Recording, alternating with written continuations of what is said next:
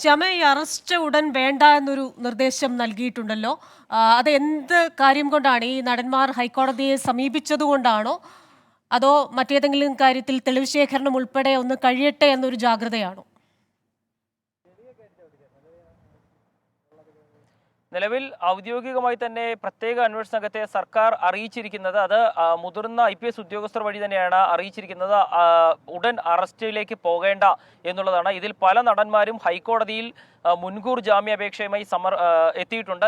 ഇതിൽ കോടതി എന്തു പറയുന്നു എന്നുള്ളത് പരിഗണിച്ച ശേഷം മാത്രം അറസ്റ്റിലേക്ക് പോയാൽ മതി എന്നുള്ളതാണ് അന്വേഷണ സംഘത്തിന് ലഭിച്ചിരിക്കുന്ന നിർദ്ദേശം. ഇന്നലെ രാത്രി അന്വേഷണ സംഘം ഓൺലൈനായി മീറ്റിംഗ് ചേരുകയും ചെയ്തിരുന്നു. ഈ യോഗത്തിലാണ് ഈ നിർദ്ദേശം വന്നിരിക്കുന്നത്. ഇതിൽ ഏറ്റവും പ്രധാനപ്പെട്ട കാര്യം, ആരോപണ വിധേയരായ FIR-ൽ പേര് വന്ന നടന്മാർ എവിടെയാണ് ഉള്ളത് എന്ന് നിരന്തരം തിരക്കി അറിയിക്കാനും പ്രത്യേക അന്വേഷണ സംഘം നിർദ്ദേശം നൽകിയിട്ടുണ്ട്.